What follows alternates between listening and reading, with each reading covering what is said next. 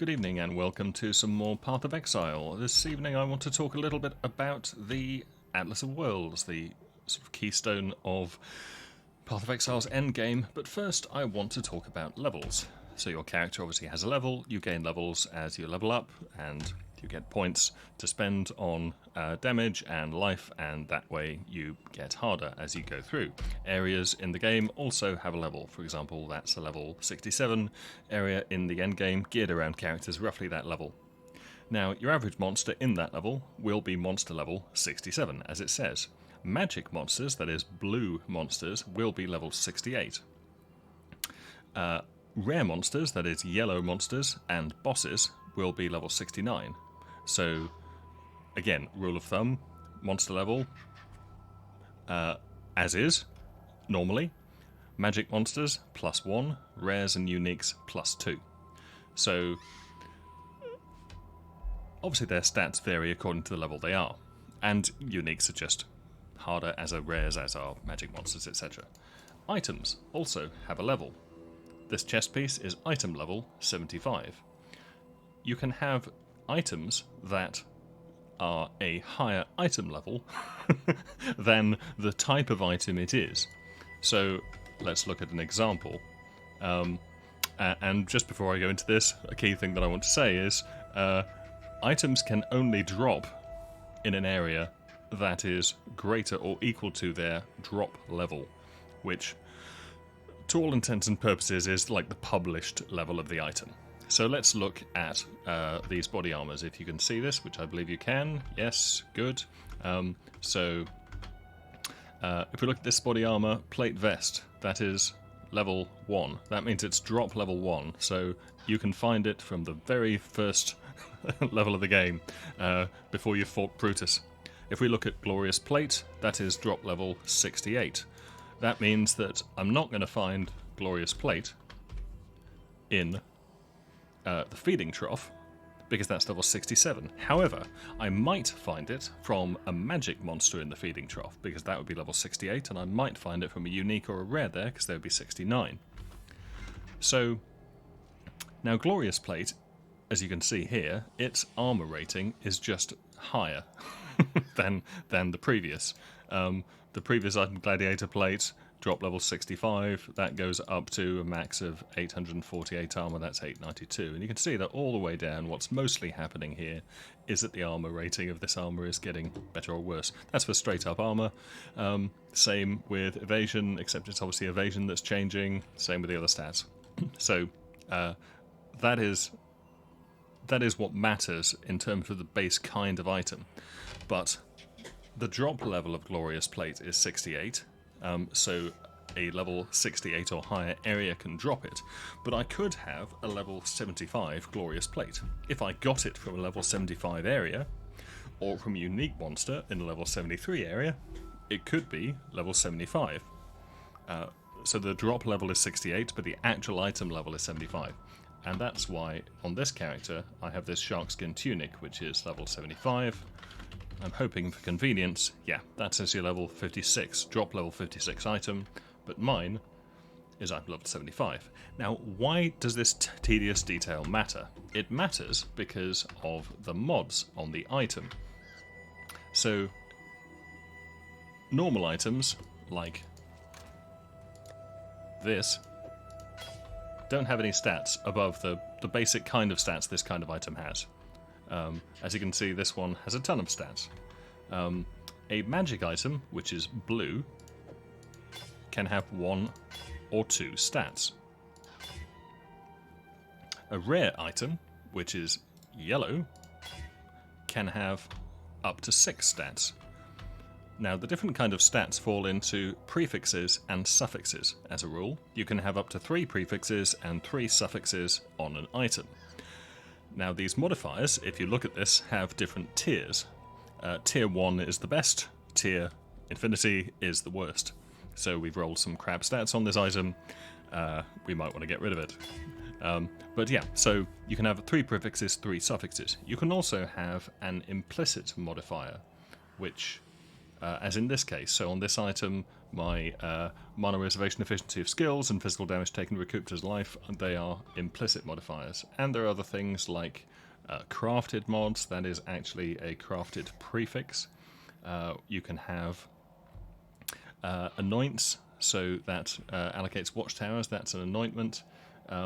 And you can also have enchantments, so I don't know if I've got an example, but they look rather like anoints. It's an extra thing at the top. Everything under the bar, sort of below the bar, and that's a reasonable example, because there you've got an anoint, you've got an implicit, so the anoint is scout towers, the implicit is chaos resist, and the mods are the rest. And here I have 1, 2, 3 prefixes, one of which is crafted, and 3 suffixes, so I'm maxed out. What was the point of this little diversion? Well, those prefixes have different tiers. The higher tiers, or rather the lower the number, so the better tiers are better. The better tiers are better. How does that tie into levels? Well, if we look at, say, we're just looking at some strength body armor, so let's do that. Let's say we're looking at life that could appear on a piece of chest armor. So we just got a body armor here. So if I look at maximum life, these are all the kinds of maximum life mods that can roll. And this is craftofexile.com. This is a great site because it's not only going to show you what can possibly happen on an item just by default, what prefixes and suffixes can roll, but it shows you the probability of that because each one has a weighting. And you can add all this up and work out the percentages. It works out as given in terms of the numbers here. But yeah, so if I want life on a chest piece, the best life available on a chest piece through normal means is this 120 to 129 maximum life. But you'll notice this has an eye level. That's item level. So that prefix can only appear on an item with an item level of 86 or higher. So if my chest piece here, for example, if it wasn't corrupted, and therefore if I could re-roll it, cannot roll that because it's item level 75, which means the best it can do is 100 to 109, which is, incidentally, pretty much what we rolled. Actually, no, we did slightly worse because we've got a tier 5 maximum life prefix there, but we've also got an additional prefix which gives us a little bit of life. So yeah, we got the athlete's tier 5 80 to 89 maximum life, which is here, tier 5. So yeah, that can appear because that's level 54 and higher. So what is the point of this? The point is that you want to get better and better items. In order to get those items to be better, you need to be able to roll these better modifiers on them. You can only do that if the item level is high enough that the prefix can actually appear at all. And in order to do that, it needs to come from an area that is at least that level. Or from a unique monster at that level -2, etc, etc. Also, I may want particular kinds of item. So if I really do want Glorious Plate, I've got to go to at least a level 66 area to get that off a unique, and my best odds are going to be going to a level 68 area or higher. If I also want that to have 120 life, I've got to go to a level 86 area. Or, sorry, a level 84 area and get it off a boss. Or a level 85 area and get it off a magic mob. You get the idea. So this is what we're trying to do. We're trying to get better and better kit. So, hopefully that detail made sense. Now, this may therefore make some sense of what I'm about to say about maps and the Atlas. That's the reason for this massive detour. One of the goals of the endgame is to progress the Atlas of Worlds. So when you start out, you won't see an Atlas like mine. In fact, I'm just going to remove these because it'll make life simpler, because it'll look a little bit more familiar. So you'll just have access to the tier 1 maps.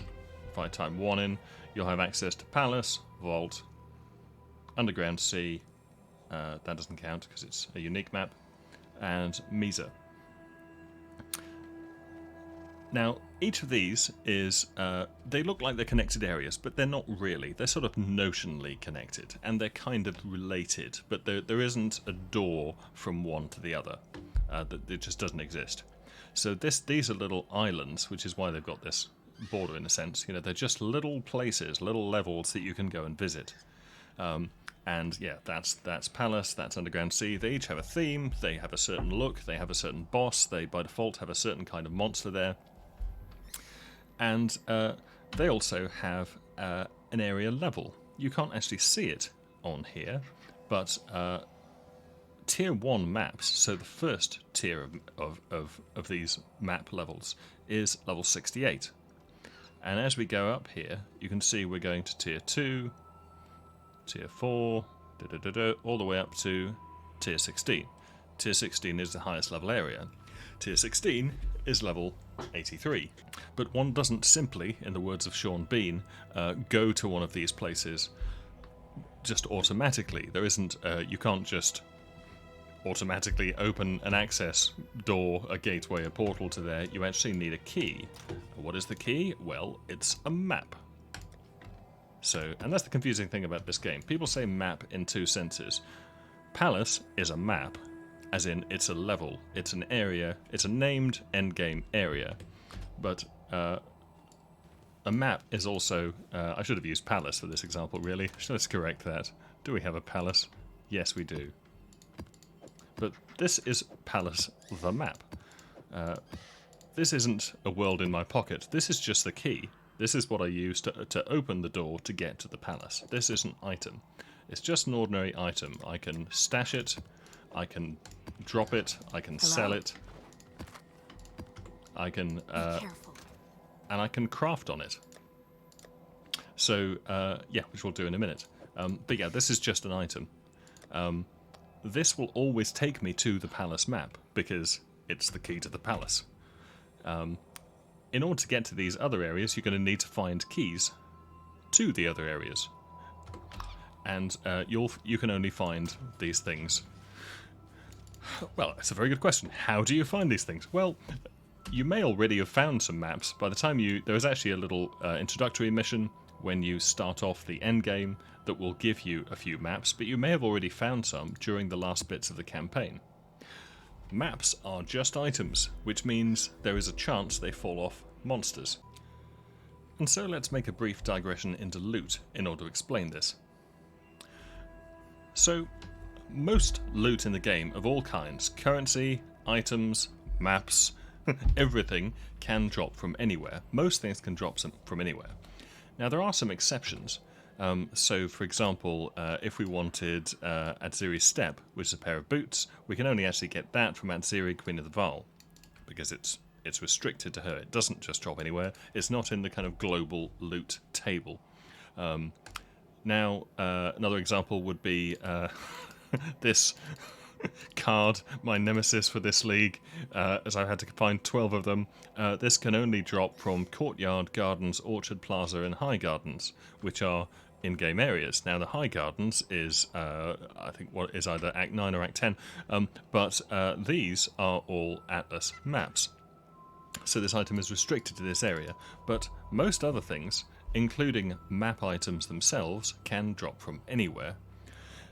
Now, the way that dropping items works, without going into any of the detail, is pretty much as we said before. The game considers what sort of item it would like to drop, and it narrows it down based on the possible levels of item it could drop, the drop levels of those items, based on the level of the monster, which depends on the level of the area, and you go from there. So, how do we get maps? Well, there's no visible drop level for this map, but it's more or less effectively equivalent to the area level of the palace, which is 68. So I could find this from a boss in a level 66 area. It's quite possible. Or a magic monster in a 67. It's quite possible. So right at the end of the campaign, you could get tier 1 maps dropping.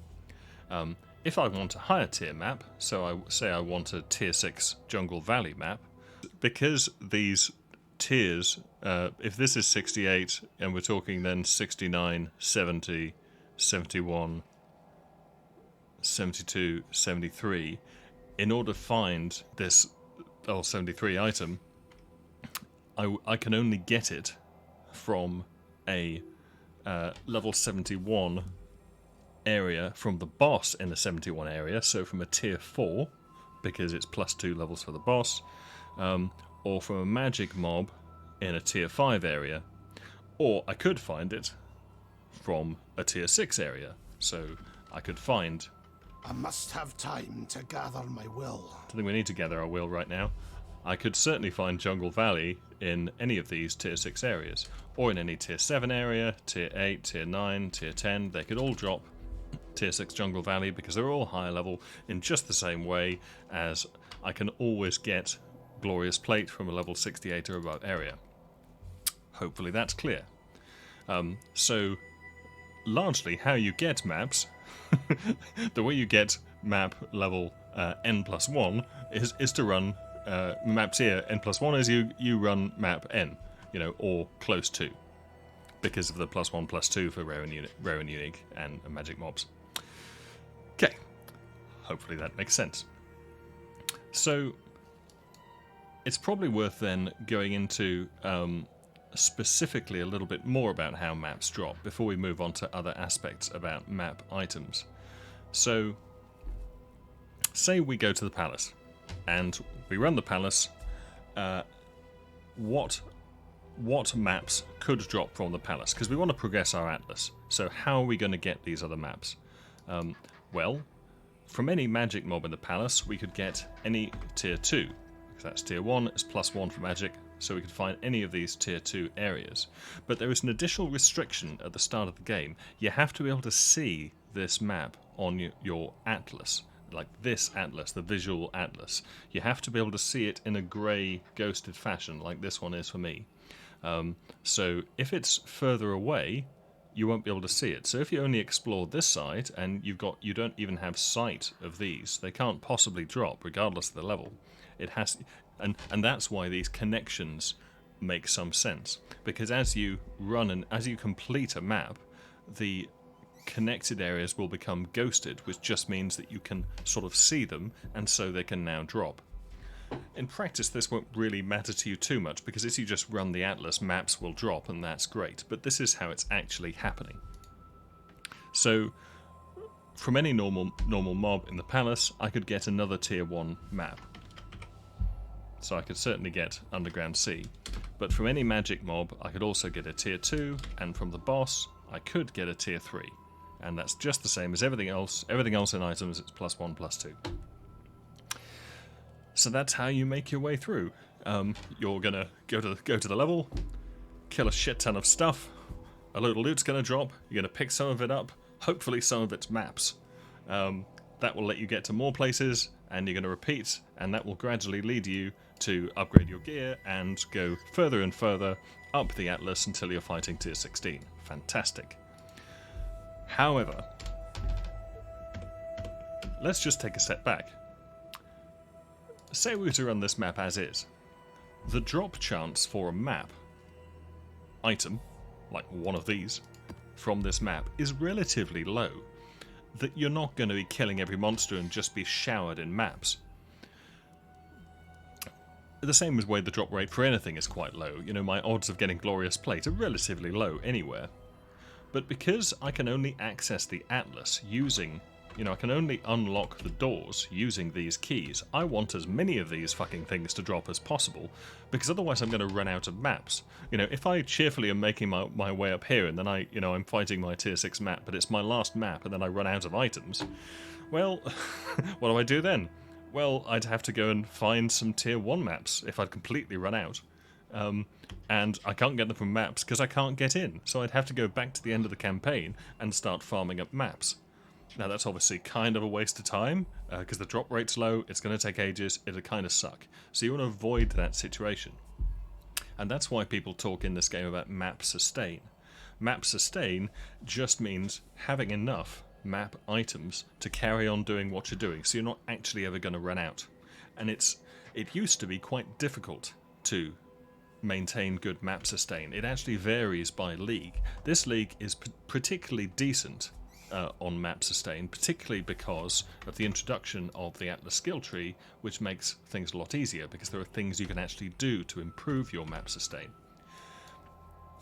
But without getting esoteric about map sustain too much, a map is an item. You know, this is an object. So how do I get more stuff to drop? Because this is just stuff. How do I get more stuff? Well, I can just do more maps. Obviously, if I've got loads of maps, I can just run more of them.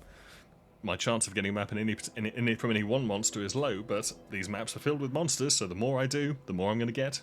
Great. If there was a way that I could put more monsters into my maps, that would also increase my chances of getting, not only getting more other loot, but also getting more maps. If somehow I could make the monsters drop more stuff, that would also be great, because then I could kill the same number of monsters, but just have more stuff. And you can actually do both of these things. So there are ways of adding more monsters to a map. One of them, for example, is through something like we could use a Harbinger craft at the map device, say, that will add 2 Harbingers, and they're going to summon in a load of mobs. We could also use bloodlines from here. This is going to cost us, but we could add extra monster packs to the map. That's great, because more monsters means more loot, more chance of getting more maps and more everything else. So that's pretty handy.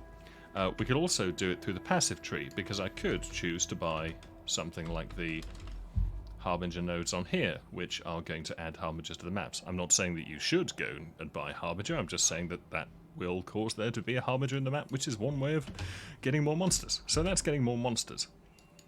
But then we could also, as we were saying, the other nice thing would be to have more stuff.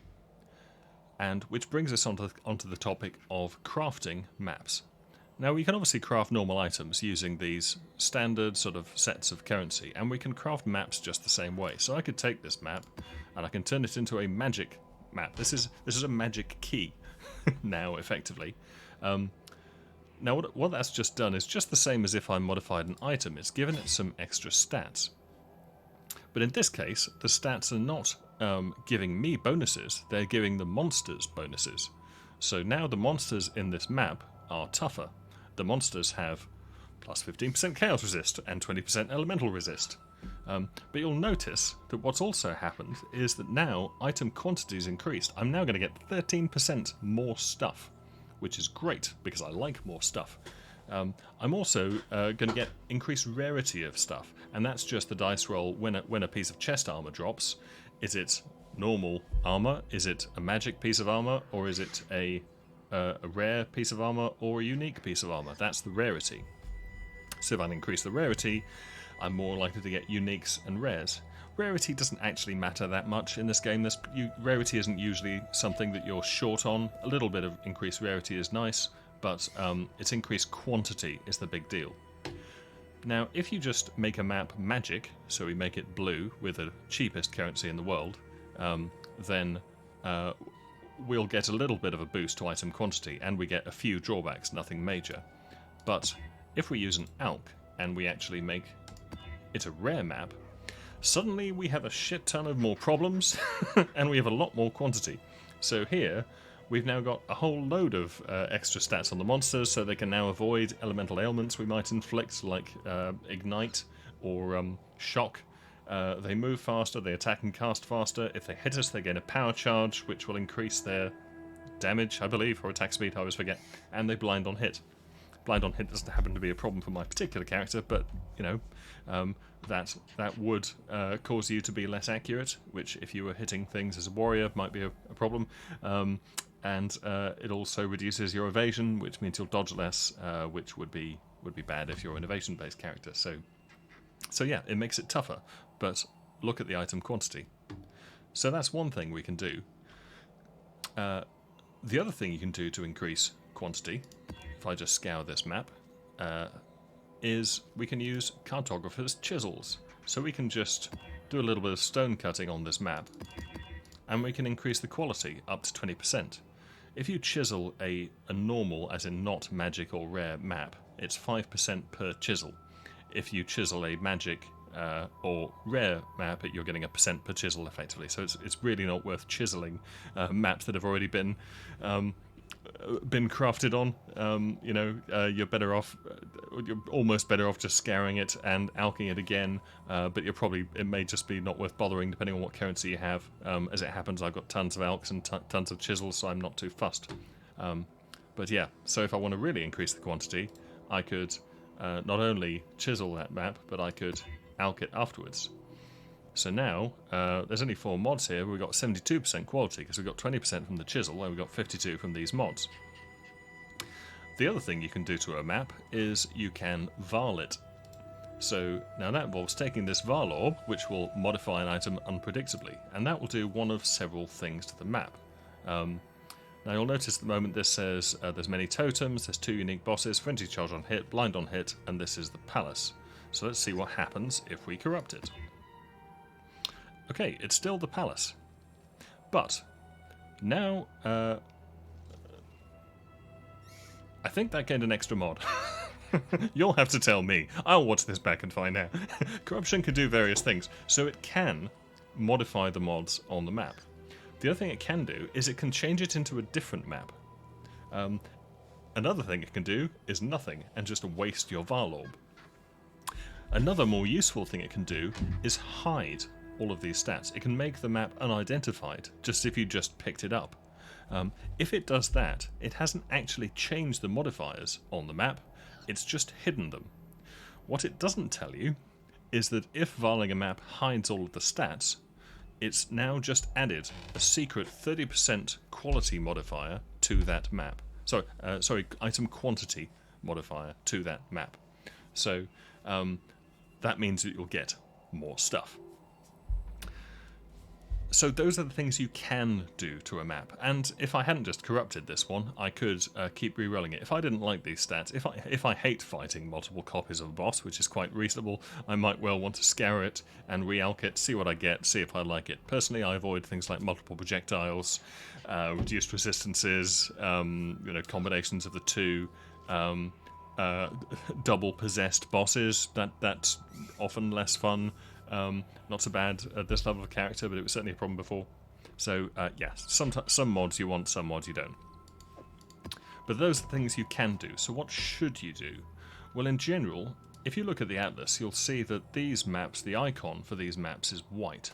And you'll see the same in the inventory. The symbol is white. And you'll notice the symbols correspond, because this is a palace map. Hopefully fairly obvious. You'll see that as we go up, once we get to tier 6, these the symbols become yellow. That's just a visual guide to tell you that this is a bit harder. And as you go up higher, you'll see we get to red maps, and they're red maps just because the symbol's red. And this is tiers 11 to 16. So in general, I wouldn't waste Orbs of Alchemy on a white map like a tier 1 to 5. If you got a load of alks, you might, but in general you don't have to. The sort of accepted guidance is you at least will turn it into a magic item. So you'll at least use transmutation and alteration, and you can just keep rerolling it till you get decent quantity, or you can just slap one on, have done with it, and run the map. Doesn't really matter. So then when you get into yellow maps, you probably want to be starting to use Orbs of Alchemy. The main reason for that is just to speed your progression, and because they're slightly rarer to get, because at this level, say when you're here, the only thing that can drop is white maps, and you can get white maps fairly easily, so it's not really worth worrying too much about item quantity. Whereas once you get into yellow maps, if I'm here, I could get a tier 10 Dunes map, but I could equally get a 9, 8, 7, 6, 5, 4, 3, 2, or 1. So I'd quite like to have a lot more stuff drop, so I have more chance of getting higher level maps, so I can keep progressing through the atlas. So I want more quantity. And when you get to red maps, again, at tier 16, it could drop 15, 14, 13, 12, 3, 2, 1, it could drop any tier of map. So certainly any tier of map that I can see. So you certainly want to alk it, and you may want to corrupt it. Another consideration which is equally important when you're starting out, is as you're progressing the Atlas, you want to pick up these bonuses. You can see this bonus box here. So with the Palace, it says, I get a bonus if I kill the boss of a magic or higher version of this map. That literally means I have a Palace item, I turn this into a magic item. Let's get another Palace. Pallid Buster Palace. If I run that, I get the bonus. Nice. And I need the bonus because it's the bonus that's going to give me Atlas passive skill points to spend here to do interesting things to my maps and to increase my drops through other ways. Now, if I go to a yellow map, I need to actually do a rare map to get the bonus. That means I have to alch it. If I go to a red map, I have to do a corrupted rare version of the map. That means alch it and varl it. So, yeah, and obviously you're taking a bit of a risk at that level because you don't know what's going to happen. It might switch the mods over to something horrendous and mean you can't change it again, so you might have to run it. So, yeah. And of course it can turn it into an awful map that you don't want to run, which often happens at tier 16 with a fucking Varl temple, which you can only get to by corrupting tier 16 maps, and which I don't tend to run because I think it's shit. But digression aside, so yeah, that's why you want to up these maps, because you want more item quantity, and you want that so you can get more maps, and also of course you're incidentally doing this for loot. So hopefully that makes some sense of this system. Now, I also want to talk about what the point is of going up this Atlas, because, you know, it's all very nice, you know, having complete the Atlas, but why would you do it? Well, first of all, it's nice to get to tier 16, because when you do, you unlock a favourite slot. And the favourite slot lets you pick from this list on the left-hand side one of the maps which you'd like to drop more often.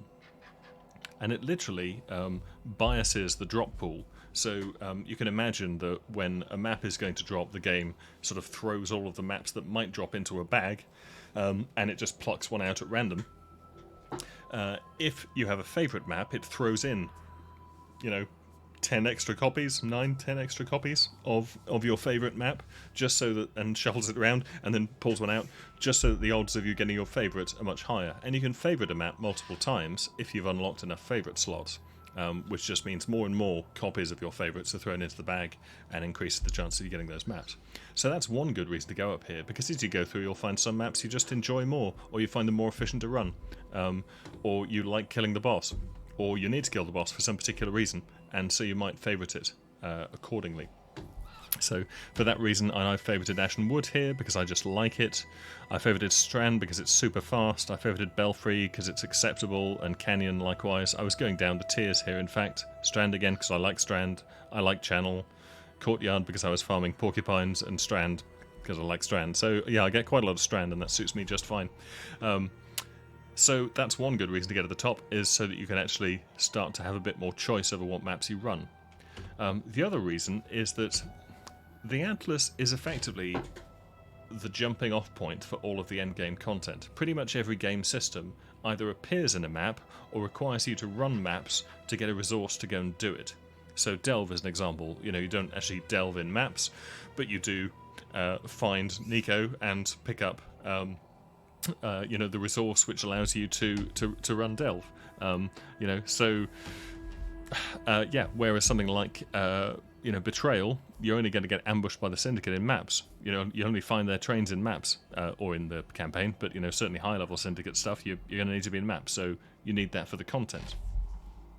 The highest tiers of maps obviously do offer you the best loot, but there are certain things that can only happen in the later tier maps. For example, if I want to fight the Maven, which is one of the endgame bosses, who I haven't beaten yet, if I want to defeat the Maven, the Maven requires me to kill various esoteric stuff, and she is only interested in higher tier maps because she watches what I'm doing. This will happen for you if it hasn't already, but she has no interest in low tier maps. She only cares about high tier maps, you know, 14, 15, 16. Same with the Searing Exarch and the Eater of Worlds. If I want to go and engage with those bosses, they're not interested in this low tier content, so I have to go to a high tier map.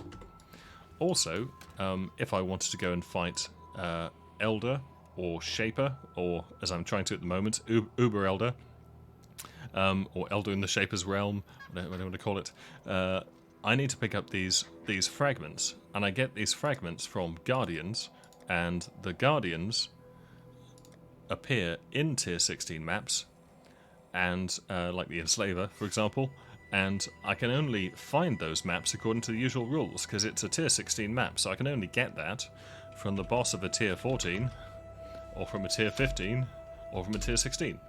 So I've got to be up there. So, yeah, so long story short, too late, all the interesting stuff is keyed off the high tier maps. All the best resources, all the best items, all the interesting boss fights are geared off the higher tier maps, which is why you're trying to get up here. There are incidentally other things that you do in maps, which I think I've shown in previous videos, like capturing souls so that you can up your Pantheon powers, let off random shots in your hideout, because that helps you. And this may make more relevance of why some of these choices are quite useful. You know, you may not have been blinded or maimed during the campaign, but once you're throwing alchemies onto onto maps, you'll soon discover the monster's blind on hit modifier, at which point cannot be blinded suddenly becomes quite beneficial. So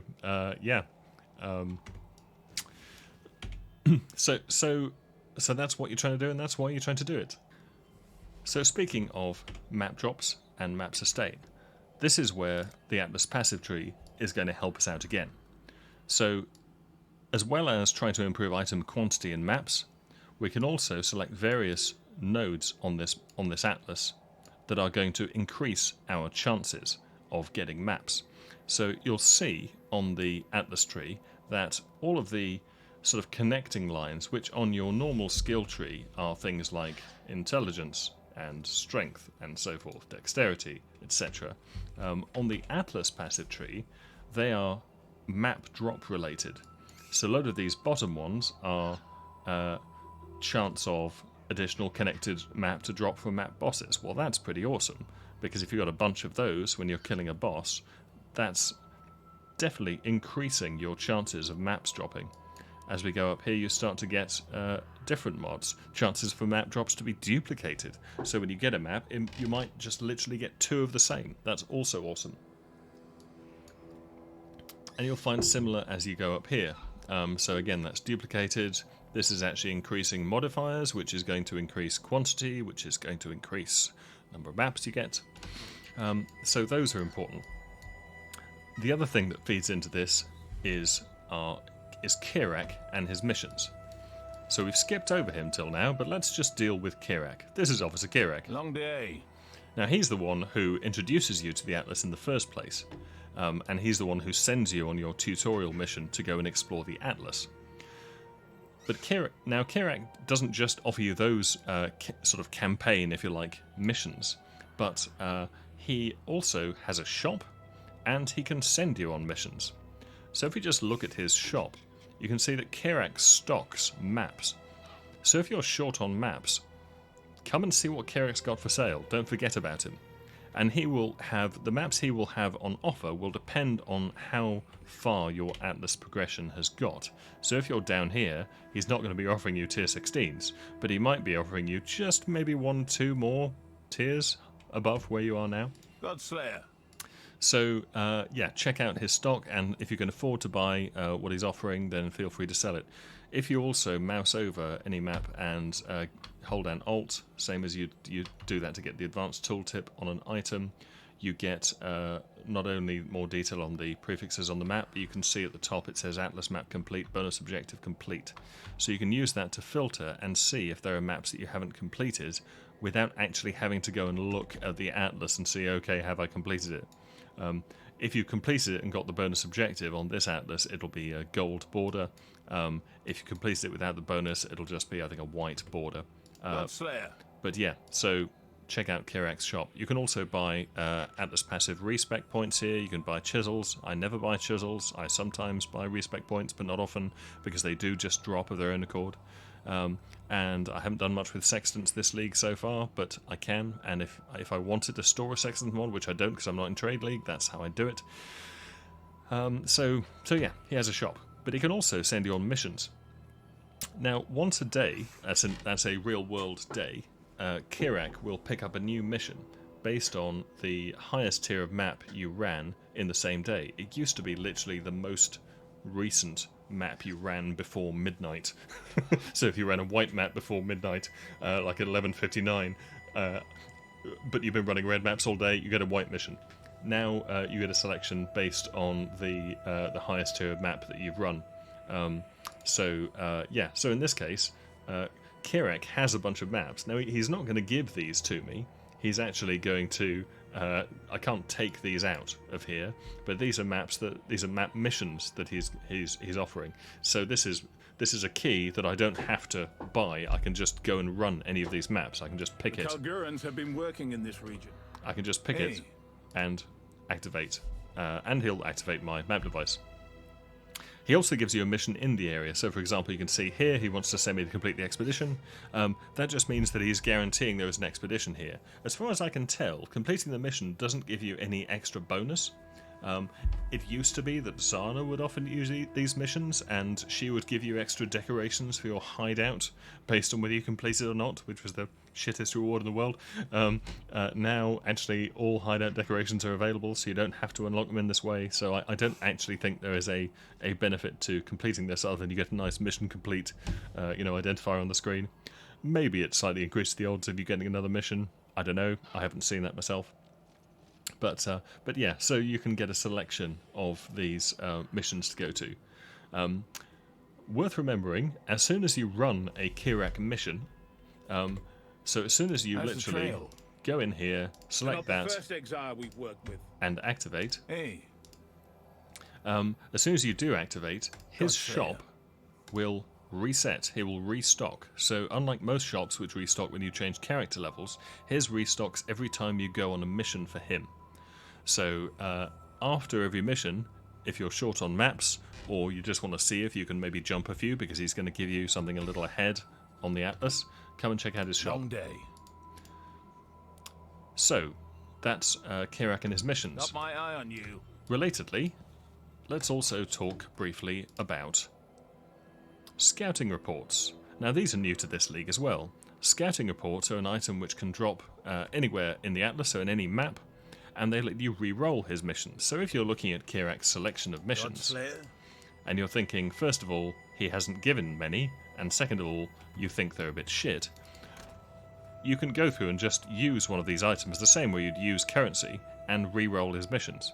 You have to have gone and looked at them first, but as soon as you've done that, you can re-roll them, and you can keep re-rolling them, though they are consumable items. So, now these can actually be quite worth specialising in early on in the Atlas passive tree. Because they let you re-roll his missions, they may let you visit maps which you haven't been to yet. So this section of the Atlas passive tree is related to Kirac. If you go up here, you'll see that areas may give you an additional Kirac mission when you finish them, increased Atlas scouting reports, and the other nice one, which is Commissioned Officer, which gives you one extra Kirac mission. Instead of the one a day, you're going to get 2 a day. So those are rather handy for progress.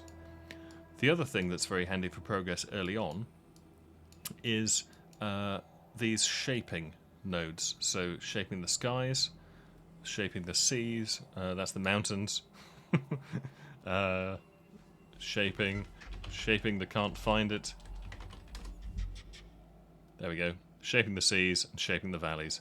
So the nice thing about these nodes is that they all give you a 15% chance for maps to be 1 tier higher. Now that is as good as it sounds, and it isn't. So that does not, just for clarity, give you a chance. Say the game had decided that it was going to give you... You're in a tier 8 map, you kill a boss, it could drop you a tier 10 map, because the boss is +2 levels. So it could drop you a tier 10 map. but if I just said tier 11, I meant tier 10. So what that modifier on the passive tree does not do is give you a chance to get a tier 11 from a tier 8 map, because the limit is 2 tiers above, because it's magic monsters and then rares and uniques. You can't suddenly leapfrog with that one up here up to tier 11, because that would be +3. It doesn't work. It's +0, +1, or +2 based on the monster. Normal, magic, rare, or unique. What it does do is mean that if the game had decided to drop you say a tier 6 map from your tier 8, it gives you a chance for that to become a tier 7. So it gives you, and you can work this chance, because there are so many of these, 15% chance, 15% chance, you add them all up, you can get to over 100% chance. You can certainly get it so that the game will not give you a tier 1 map, it'll always give you a tier 2. And again, that will turn 15s into 16s if you're in a 16, and so on. So that is very much worth having. So early on, I would say that purely in terms of map sustain, shaping the mountains and shaping the skies at least are quite useful. Kirac missions are quite useful. I don't bother with this myself because I don't really use Fortune Favours the Brave because I object to paying for things. But shaping the seas is quite nice, at least once you get to tier 16, because it increases the odds of your favourite maps when you get there, assuming you've got some favourite maps. And it does give you that 15% increased drop chance. So they're quite nice. I haven't used these nodes here for Kirac really, though actually I have started running more Blight and Delirium maps generally, so that would be kind of interesting. But yeah, so in those are, if you're not sure what else to do, that is quite a good standby. And what I'm not going to do now is go into the rest of this tree, but I am just going to give a last couple of tips when it comes to item quantity and drops in maps. So something that is not made clear anywhere unless you're looking at the wiki is if you want extra item quantity in a map, you can of course Val and Alkit as we discussed, but you can also use these sacrifice map fragments. You'll get loads of these. If you were to put 4 of these into the map device, they will take you to a special dangerous place, so enjoy that. But as you can see, I've got 46 of these, 31, 34. I don't need all of these. I ran a few of the collection, but not many. So you could just grab the ones that you have spares of, and when you actually go to the map, you can throw in extra sacrifice fragments. Now, they only count if they're distinct, so you can't throw in a load of top lefts and have this do anything. But as long as you put in distinct ones, so you could put in up to 3 here, each one of those you add gives you 10% item quantity. Obviously this isn't displayed in the game anywhere, but it does. So if you want more items, if say this is your only tier 10 map, and you're desperate to advance in the Atlas and you don't have any Kirac missions left, maybe it's time to throw in a couple of spare sacrifice fragments, and maybe it's time to Val the map in the hope that it'll become the model will become hidden, so you'll get the 30% there, because that would then be plus, you could have like plus 70% from these mods. Then you Val it and it hides all the mods, so you're up to 100%, 110, 120. You're starting to get quite respectable drop rates here for everything. So that is pretty nice. The other thing you can do is to use Scarabs. You can find Scarabs through various means, including through the Syndicate, because, like for example, Thane here is working on Bestiary Scarabs. So Scarabs are these little extra items, and their only purpose is for you to put them into the map device. So I could throw in a map, and I could throw in a couple of those if I want, or not, but I can also throw in multiple Scarabs, and they will increase the quantity of specific things or have other effects on the map. So this Rusted Cartography Scarab, if I want maps, that's a great thing to add. It won't affect other drops, but it will increase the number of maps I get. It's only 20% more, so it's not necessarily a huge jump in that case, but this is the worst quality map Scarab that exists. and there are Scarabs for lots of other things, and you can go all the way up to these winged Scarabs, which are pretty sweet. So yeah, if you want to do particular things, if you really like Expedition, if you're looking for divination cards, if you want to run Abyss or whatever it is, if you have Scarabs, it's worth remembering they exist because you can throw them into maps. You can also use Divine Vessels. You can throw those in as well, as I've shown in a previous video, if you're trying to capture souls in order to increase your Pantheon's mods to make your life generally easier. As I say, some of these sets of fragments you can throw into the map device to go to special places. Generally then they come in 4s like this. This one to get to Cirrus, this lot to get to Uber Asteri, and similar with Elder Shaper and Uber Elder, and so on. Yeah, same with Maven. If I want to fight Maven, I need to collect these splinters, get a Maven Orb, chuck that in the map device, and I can again quality up the resulting item and so forth. So yeah, these are all things you can do in order to increase your drops or go to new and exciting places and make friends and kill people. One last detail on the map device itself, because this isn't necessarily obvious. You won't see these at the start. We've talked a little about these, which are just extra mods that you can throw in to your map effectively, which will either be free if you have specialized in getting free stuff through your Atlas passage tree, or may cost you otherwise, or you could pick some up from Harvest, as I have in this case. But yeah, so you've got those, you've got these, which you won't see initially, but you'll see later. Kirac's missions, this is just another way to get to them, which we've seen. But you can see these little wheels of numbers. Now this may be remarkably obvious, but it wasn't to me when I first started, why the hell these were in little triplets and what the red numbers meant. So these are literally the sort of what's considered the main League content that you can throw onto the Atlas. So every time you complete a map, as in run it and kill the boss, you have a chance to get somebody's mission. Now that could be a Kirac, which, as you've seen before, there are ways of increasing the chances of through the Atlas passive tree, or it could be one of these others. What you've actually got here are 3 sets of numbers, and this is the number of missions I have available on white maps, yellow maps, and red maps. So here, for example, if I run a white map, I could run 9 white maps, and I can click this to manually add Alva to this area, and then she will open gateways to the Temple of Azoatl for me, which is very nice. I've equally got 9 on yellow maps, and I've got 29 on red maps, because I keep rolling her. If I want to, I want to collect some sulfites, well, I can. I've got Nico for 8 red maps here, which is great because they get lots of sulfite from red maps.